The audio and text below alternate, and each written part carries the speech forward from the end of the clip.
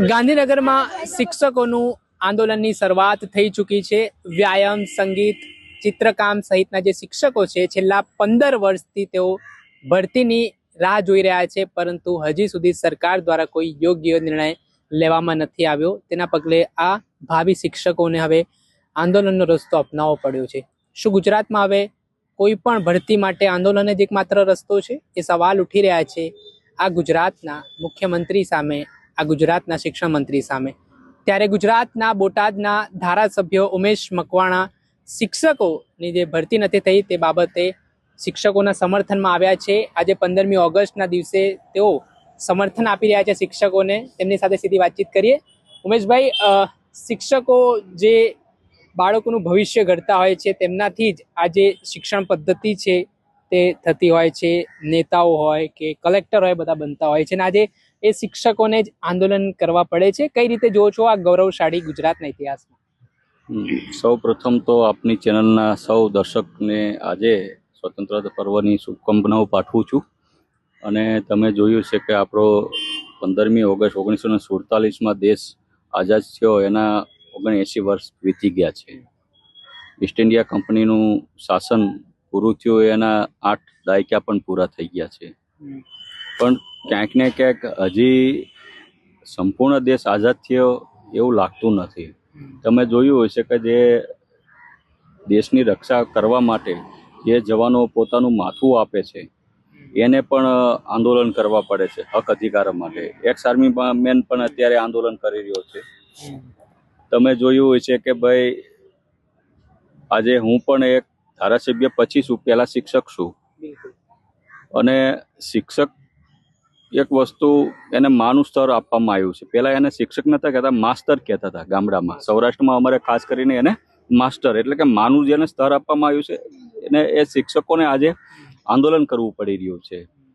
એટલે ખાસ કરીને ગુજરાતમાં શિક્ષણનું સ્તર ઘટી ગયું છે, શિક્ષણના સ્તરની ગુણવત્તા ઘટી રહી છે, અને સાથોસાથ 15 વર્ષથી વ્યાયામ શિક્ષકો હોય તોય ભલે, કોમ્પ્યુટરના શિક્ષકો હોય તોય ભલે, ચિત્રના શિક્ષકો હોય તોય ભલે, કે સંગીતના શિક્ષકો હોય તોય ભલે, કે અન્ય શિક્ષકો હોય તોય ભલે, એને ભરતી કરવા માટે આંદોલન કરવા પડે છે હવે। એટલે આ તો ગુજરાતની અંદર ખરેખર આ એક ખરેખર સરકારની નીતિ વિશે એક સવાલ ઊભા થાય છે કે જો આવી રીતના જ આપણે કરશું તો ગુજરાતને આપણે કેવી રીતના આગળ વધારવી શકશું। હવે શિક્ષકો તો આપણે સરકારી નોકરીમાં ઘટ છે।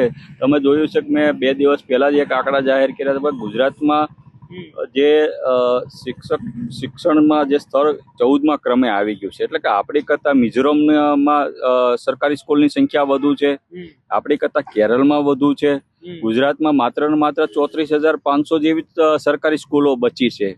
ખરેખર પોપ્યુલેશન આપણું ગુજરાતની અંદર જોવા બેસીએ ને તો 7 કરોડ ઉપરનું છે। એના કમ્પેરિઝનમાં 80 થી 90 હજાર ઉપર સરકારી સ્કૂલો હોવી જોઈએ, બરાબર। એની જગ્યાએ માત્ર 34,000 સ્કૂલો જ છે। હવે 34,000 સ્કૂલોમાં તે તમે જુઓ તો માત્ર ઘણી સ્કૂલ તો એવી છે એક શિક્ષકથી જ ચાલે છે। એમાં તે છેલ્લા 15 વર્ષથી તો કોઈ ચિત્ર, આજે મારું જ બાળક 5મું ભણે છે તો તમે જુઓ તો રોજ એને ચિત્રમાં એ હોશિયાર છે, પણ એને ભણાવે છે ગણિતના શિક્ષક, ચિત્રનો વિષય ગણિત લે છે તો એ તગડામાં પેન્ટિંગ કરે, તગડો ચોગડો એમાં પેન્ટિંગ કરીને આવે। એટલે આપણે ઘરે પૂછ્યું કે તું વાત શું કર્યું, કે આજે કે અમારા ગણિતના શિક્ષકે ચિત્રનો વિષય લીધો। હવે તમે કલ્પના કરો કે જે વિષય નહીં ભરતી જ નથી કરવામાં આવતી, હવે એ શિક્ષક બદલો અંગ્રેજીનો શિક્ષક જયારે ચિત્ર લેતો હોય કે સંગીત લેતો હોય તો તમે કલ્પના કરો કે શું બાળકને શીખવાડી શકવાનો છે। એટલે ક્યાંક ને ક્યાંક સરકારની ચૂક થઈ ગઈ છે વિષયવાઇઝ ભરતી કરવાની। આજે આપણે અમેરિકાએ ભારત દેશની અંદર 50% ટેરિફ નાખી દીધો। મોટા ભાગની ટેકનોલોજી અત્યારે ભારત અન્ય જાપાન છે, ચીન છે, અમેરિકા પાસેથી મંગાવી પડે છે। શા માટે? 8 દાયકા આઝાદીના વીતી ગયા। ચીન તો અંગ્રેજોમાંથી આઝાદ થયો હતો, બરાબર છે, એ આપણી પછી દેશ આઝાદ થયો હતો। અમેરિકા જોઈ લો તો આજે એ દેશો આપણીથી આગળ થઈ ગયા। જાપાન જોઈ લો તો આપણે કેમ પાછળ રહી ગયા? તો મુખ્ય જો કારણ હોય આપણે ભારત દેશ પાછળ રહેવાનું તો એનું માત્ર મૂળમાં જો હોય ને તો એ શિક્ષણ છે। કારણ કે આ જ શિક્ષકો છે ને સારું ભણાવશે, એની ભરતી કરશો ને તો આ જ શિક્ષકો કોઈને વૈજ્ઞાનિક બનાવવાના છે, આ જ શિક્ષકો કોઈને એન્જિનિયર બનાવવાના છે, આ જ શિક્ષકો કોઈને નાસામાં વૈજ્ઞાનિક બનાવવાનું શિક્ષણ આપવાના છે. એટલે જ્યાં સુધી શિક્ષકો જો આવી રીતના ન્યાય નહીં મળે ત્યાં સુધી ગુજરાતમાં કોઈ દિવસ વિકાસ નથી થવાનો, નથી આપણા દેશનો થવાનો. ઉમેશભાઈ, કઈ રીતે જોઈ રહ્યા છો? કેમ કે એક તરફ આપણે વિકાસ મોડેલની વાતો કરીએ છીએ, ભણશે ગુજરાત, આગળ વધશે ગુજરાત, આવા બેનરો આપણે સ્લોગનોમાં જોતા હોઈએ છીએ. પછી આ શિક્ષકો અગાઉ પણ ટેટ ટાટના ઉમેદવારોએ ખૂબ આંદોલન કર્યા ગાંધીનગરમાં, તેમની ટીંગાટોળી થઈને એવી રીતે પોલીસને આગળ કરીને આ ઉમેદવારોનો અવાજ દબાવવાના પ્રયાસો પણ થતા હોય છે. તો સરકારની શું માનસિકતા લાગી રહી છે? શું ખરેખર સરકાર ઈચ્છે છે કે ગુજરાતનું ભવિષ્ય કે બાળકો ભણે, કે પછી આ બધું ખાનગીકરણ તરફ લઈ જવા માંગે છે? શું ઈચ્છી રહી છે સરકાર? એટલે આંકડા ઉપરથી તો મને એવું લાગી રહ્યું છે, મેં તમને કીધા ને કે ભાઈ સરકારી સ્કૂલો જ ઘટી ગઈ છે. જે પોપ્યુલેશન મુજબ જે 90 થી 1 લાખની સંખ્યા સરકારી સ્કૂલોની હોવી જોઈએ એની બદલે માત્ર 34,000 જ રહી છે. હવે એમાંય સરકાર ભરતી નથી કરતી, અને ભરતી કરે છે તો તમે જોયું હશે કે એમાંય તે ઓબીસી હોય, એસસી ના કેન્ડિડેટો અનામત માટે, હક માટે આંદોલન કરી રહ્યા છે. બરાબર, તમે જોયું હશે કે આજે સરકારની મનસા એવી છે કે એ સરકારી નોકરી કોઈને બેરોજગારોને આપવા જ નથી માંગતી. આજે શિક્ષિત બેરોજગાર યુવાનોનું પ્રમાણ ગુજરાતની અંદર ચિંતાજનક વધી ગયું છે. જે ભરતી કરવામાં આવે છે મોટા ભાગના વિભાગો, એ શિક્ષણ વિભાગ હોય તોય ભલે, આરોગ્ય વિભાગ હોય તોય ભલે, કે કોઈ પણ સચિવાલય હોય તોય ભલે, બધાને મોટા ભાગની તમે ભરતી કરવામાં આવે છે એ કરાર આધારિત કરવામાં આવે છે. એટલે કે આઉટસોર્સિંગ, શોષણ કરવામાં આવે છે. તમે ક્યારેય એના આઉટસોર્સિંગ વાળાને પૂછ્યું છે કે ભાઈ તારો પગાર તને સ્લીપ કેટલી આપવામાં આવે છે? સાહેબ, મને ફરિયાદો આ લોકો કરે, સાહેબ અમને મૂળ કે 11,000 કે પગાર આપવામાં, સહી કે 18,000 કરાવવામાં આવે છે. અને અવાજ ઉઠાવી તો અમને કે કાલથી ના પાડી દે, નોટિસ નથી આપતા, કાઢી મૂકે છે. દરેક વિભાગમાં બેરોજગાર શિક્ષકો હોય તોય ભલે, આરોગ્ય અધિકારીઓ ક્લાસ 3 લગીના હવે તો આ લોકો આઉટસોર્સિંગમાં ભરવા માંડ્યા છે. 18 લાખ લોકોને આ લોકોએ કરાર આધારિત નોકરી આપી છે. એટલે કે કરાર આધારિતમાં તમે જોયું હશે, એમાં કરાર આધારિત તમને ભરતી કરે તો એમાં અનામત આપવાની પ્રથા જ નથી. એટલે આપોઆપ આ લોકોએ અનામત વિરોધી માનસિકતા ધરાવી છે. અનામત ન આપવી પડે એટલે ગુજરાતના યુવાનોને શું કર્યું છે, કરાર આધારિત નોકરી આપી, 11 મહિનાના કરાર. એ પછી શિક્ષણ વિભાગ હોય તો ભલે, અમને ફોરેસ્ટમાં એ રીતના કરાર આધારિત લીધા, મોટા ભાગના આરોગ્ય વિભાગમાં કરાર આધારિત લોકોને લીધા છે. બરાબર, એટલે કહેવાનો મતલબ એ છે કે આ લોકોની માનસિકતા છે ને એ અનામત વિરોધની માનસિકતા છે. મોટા ભાગની ભરતીઓ કરાર આધારિત કરવામાં આવી છે. એટલે હું આજથી આપની ચેનલના મારફતથી એ કહેવા માંગુ છું મારા ગુજરાતના યુવાનોને કે ભાઈ તમે દાડિયું કરજો, હીરા ઘસજો, પણ 11 મહિનાના કરાર આધારિત કોઈ નોકરી નહીં કરતા, નહીં સ્વીકારતા. એક વખત આંદોલન મારી યારે કરો, હું તમને ન્યાય અપાવીશ. શું કામ કરાર આધારિત થવું જોઈએ? કાલ સવારે તમને તમારી ઉંમર, આજે તમને એમ થાય કે 25,000 મને પગાર આપે છે, સારો લાગશે, તમારા લગ્ન થઈ જશે, પણ તમારી ભાવિ વાઈફને નહીં ખબર હોય તમને 11 મહિના પછી આ લોકો કાઢી નાખવાના છે. અત્યારે બધાને સારું લાગશે, ભાઈ શેમાં લાગ્યો કે ભાઈ શિક્ષકમાં લાગ્યો, બરાબર, ભણાવવા જાય, સરકારી સ્કૂલમાં ભણા જાય, પણ એને નથી ખબર કે દીકરી જે લગ્ન કરીને આવી છે કે ભાઈ આને 11 મહિનાનો જ કરાર છે, પૂરો થઈ જશે એટલે કાલ સવારે આનું ભવિષ્ય હું કાઢી મૂકવાનો છે.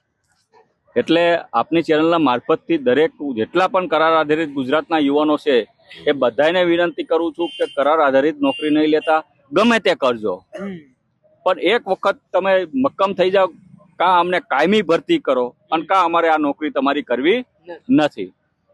ઉમેશભાઈ, આગામી દિવસોમાં વિધાનસભાનું ચોમાસું સત્ર મળવાનું છે, નોટિફિકેશન જાહેર થઈ ગઈ છે. શિક્ષકો માટે તમારી કઈ વિશેષ રજૂઆત રહેવાની છે, અને ખાસ કરીને મુખ્યમંત્રી અને શિક્ષણ મંત્રીના માધ્યમથી શું કહેવા માંગશો? કેમ કે સંવેદનશીલતાના દાવા થઈ રહ્યા છે કે અમે સંવેદનશીલ છીએ ભરતી માટે પણ. ચોક્કસપણે આની પહેલા મારું શિક્ષકનું પ્રતિનિધિ મંડળ 2 વખત મુખ્યમંત્રી શ્રી સાથે મારી રૂબરૂમાં અમે 2 વખત મિટિંગ પણ થઈ ચૂકી છે આ વિષયને લઈ, અને સરકારે પોઝિટિવ વલણ આપ્યું છે, પણ હજી સુધી ક્યાંય આ લોકોને ન્યાય મળતો એવું લાગતું નથી. પણ વિષય એકલા શિક્ષકનો નથી. આ મેં તમને કીધું ને કે ગુજરાતની અંદર તમામ કરાર આધારિત જેટલા લોકો છે આ એનો વિષય છે. તમામ એસસી એસટી ઓબીસીના આ વિષય છે, ઈડબ્લ્યુએસનો. કારણ કે આ લોકો એક પ્રકારની અનામત વિરોધની માનસિકતા ધરાવે છે કે ભાઈ અનામત જ નથી આપી એટલે જ કરાર આધારિત બધાને લેવા માંડ્યા છે. 15 વર્ષથી તમે જોયું હોય છે કે આ લોકોની ભરતી જ નથી કરવામાં આવી. ચિત્રની ભરતી નથી કરવામાં આવી. કોમ્પ્યુટરની લેબ તો છે, દરેક સ્કૂલમાં છે. આજે મારો વિસ્તાર બોટાદ છે, તો બોટાદની અંદર મોટા ભાગની સ્કૂલોની અંદર કોમ્પ્યુટર લેબ છે, પણ કોમ્પ્યુટર શિક્ષકની ભરતી 15 વર્ષ નથી કરવામાં આવી.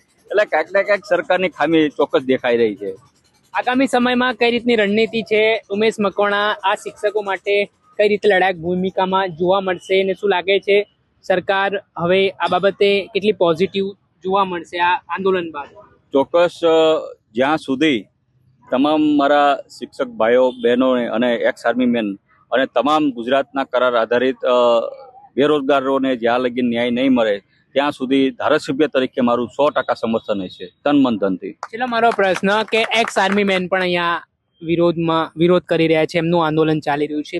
આજે 15મી ઓગસ્ટ છે, આપણે સ્વતંત્ર દિવસની ઉજવણી કરી રહ્યા છીએ ને જે આપણા દેશ માટે બોર્ડર પર આપણે જે હરીફરી શકીએ છીએ, મોજ મજા માણી શકીએ તે માટે તેઓ બલિદાનો પણ આપતા હોય છે ને આજે તેમને આંદોલન કરવા પડે તો આ કેવી કમનસીબી ગુજરાતમાં જોઈ રહ્યા છો આપ? ચોક્કસપણે આ વિશે મેં મુખ્યમંત્રીશ્રીને રૂબરૂ મળી અને અમારા એક્સ જવાનના પ્રતિનિધિ મંડળ એમાં પ્રમુખ સહિતને ટૂંક સમયમાં રજૂઆત પણ કરી હતી કે ભાઈ ગુજરાતની અંદર જવાનો માટે એક અલગથી મંત્રાલય હોવું જોઈએ, જેમ કે મહારાષ્ટ્રમાં છે, હરિયાણામાં છે, દરેક જગ્યાએ છે. અને મોટા ભાગના ભારતના તમામ રાજ્યોની અંદર એક્સ આર્મી મેનોની જવાનોની અલગથી અનામત આપવામાં આવે છે. સરકારી નોકરીમાં આપવામાં આવે છે, પ્રાઇવેટ નોકરીમાં આપવામાં આવે છે. ગુજરાત જ એકમાત્ર એવું રાજ્ય છે કે જ્યાં એક્સ આર્મી મેન જવાનોને અનામતથી બાકાત રાખવામાં આવી રહ્યું છે. એટલે મને સમજાતું નથી ગુજરાત આ પાકિસ્તાનમાં આવ્યું છે કે ભારતમાં આવ્યું છે કે એક્સ આર્મી મેનને અનામત માટે અહીંયા મારે ગાંધીનગર ખાતે લડવું પડે છે. બહુ શરમજનક બાબત છે. એટલે મેં માનનીય મુખ્યમંત્રીશ્રીને લેખિત મૌખિક બંને રીતના રજૂઆત પણ કરી છે અને 100% ધારાસભ્ય તરીકે મારું એમને સંપૂર્ણ સમર્થન પણ છે. ખૂબ ખૂબ આભાર. આ હતા બોટાદના ધારાસભ્ય ઉમેશ મકવાણા. તેઓ જે શિક્ષકો છે અને જે એક્સ આર્મી મેન અહીંયા તેઓ આંદોલન કરી રહ્યા છે, બંને સંગઠનોના સમર્થનમાં આવ્યા છે. આગામી દિવસોમાં વિધાનસભામાં સત્ર પણ મળવાનું છે ને તેઓ આ રજૂઆત પણ ફરી એકવાર કરવાના છે ને તેમને મુખ્યમંત્રી સાથે, શિક્ષણ મંત્રી સાથે અવારનવાર તેમના પ્રતિનિધિ મંડળ જોડે આ રજૂઆતો પહોંચતી હોય છે, પણ હજી સુધી કોઈ નિરાકરણ નથી આવ્યું. હવે આશા રાખીએ છીએ સંવેદનશીલ સરકારના દાવાઓ તો ઘણા જોયા છે, બણગાઓ તો ફૂંકવામાં આવે છે, પરંતુ ક્યારે ગુજરાતના મુખ્યમંત્રી ભૂપેન્દ્ર પટેલ આ આદેશ કરે છે કે હવે શિક્ષકોની ભરતી કરી લેવી જોઈએ, કેમ કે આ આંદોલન જ્યારે ગાંધીનગરમાં થયા છે ત્યારે આંદોલનના કારણે ભરતીઓ ભૂતકાળમાં થઈ છે. હવે શું આગામી સમયમાં સરકાર આ બાબતે હકારાત્મક નિર્ણય લે છે તે જોવું રહ્યું. દર્શક મિત્રો, આવા જ વિડીયો સાથે આપણે માહિતગાર કરતા રહીશું, એટલે નવજીવન ન્યૂઝને લાઈક કરી લો, સબસ્ક્રાઇબ કરી લો અને શેર કરવાનું ભૂલતા નહીં. વૈષ્ણવજન તો તેને કહીએ જે પીડ પરા